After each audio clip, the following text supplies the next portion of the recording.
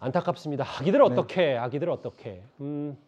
최근에 신당역 살인 사건 혹은 서산에서 부인을 살해한 남편 사건 저희가 하나하나 다 전해드렸었는데요. 이번에는 지난 5월 여수에서 발생한 사건을 좀 들여다보려 합니다. 의처증이 있는 남편에게 살해된 한 여성이 있는데요. 저희가 그 당시 화면에 입수를 했는데 워낙 잔혹한 장면이라 다 보여드리진 않겠습니다. 일단 화면을 만나보겠습니다.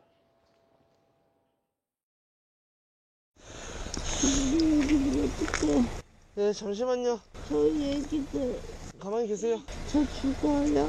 아니, 기다리고 계세요, 잠시만. 저희 병원 얼른 옮겨드릴게요. 저 죽어요? 잠시만 기다리세요. 우리 아이 어떻게? 승현님. 예. 5월 여수였어요. 예. 남편이 의처증이 있었고 운전석 유리를 깨뜨렸고 아내 태운 뒤에 주행을 시도했고 차 뒤로 끌고 가서 흉기를 휘둘렀다. 결국 숨졌습니다. 네, 뭐 방금 마지막에 그 어머니의 절규를 다 들으셨겠지만 그 순간에도 자기가 사망하는 그 순간조차도 걱정하는 게 아이들을 걱정했는데요.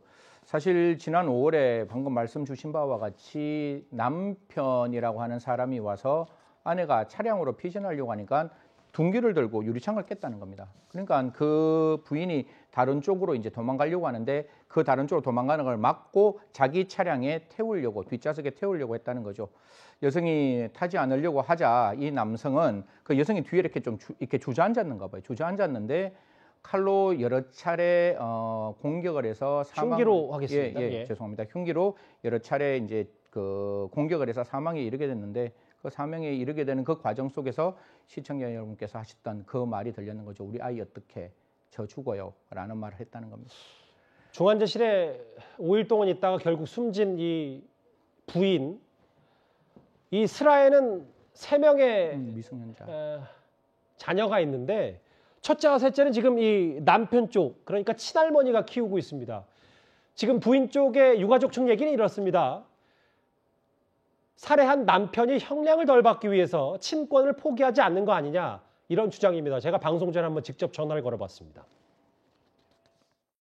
이번 사건의 여러 단초가 될 수 있는 얘기가 올해 3월에 집에서 흉기를 들었다. 네, 처음 들고 그리고 이제 5월 초거에 아마 4월 말인가 아마 또 두 번째로 거기에서 이제 누나가 이제 생명의 위협을 확 느꼈죠. 자기가 죽을 수도 있다는 그 내용이 있거든요. 자기가 이러다가 죽는다는 얘기하면서 이러니까 살인이 일어나는 거구나. 부인이 살해한 이분한테 한마디 다시 하신다면 어떤 말을 하실까요? 저희는 변호사님 선임할 때도 얘기를 했거든요. 아이들 먼저다.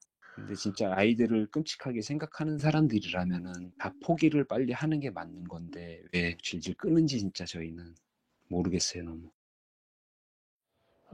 이전부터 가정폭력이 있었고 3월에 처음 흉기를 들고 4월 만쯤에는 두 번째 흉기를 들었다. 그래서 참지 못한 도저히 참을 수 없는 부인이 저렇게 이제 여러 센터를 통해서 알리기도 했고 상담도 받았고 실제로 본인 사진도 저렇게 지인에게 올렸고요.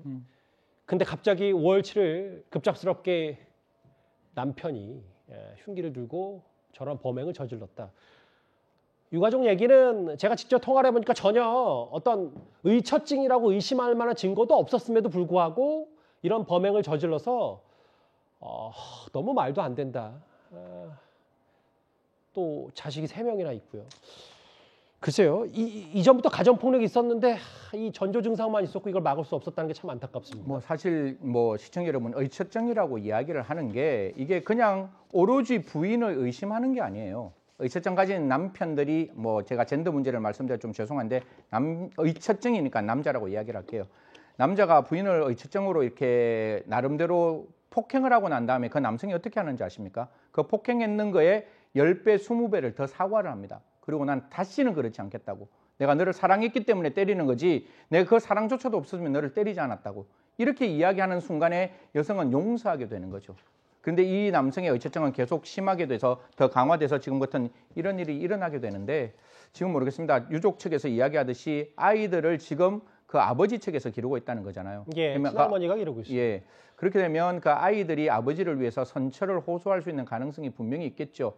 그런 부분들을 과연 법원에서 그냥 선처를 바란다는 것만으로 지금 이 행동에 대해서 용서를 할 것인지 좀 형을 감경할 것인지는 다시 한번 제대로 된 심리가 필요하지 않을까 그렇게 생각합니다. 검찰은 일단 이 살해한 남편에 대해서 무기징역을 구형했고 1심 선고가 오는 27일에 있다고 하는데요. 저희 그 얘기까지 잘 지켜보겠습니다.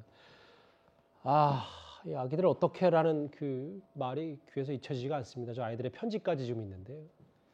이 사건은 저희가 잘 뉴스탑10이 꼭 지켜보겠습니다.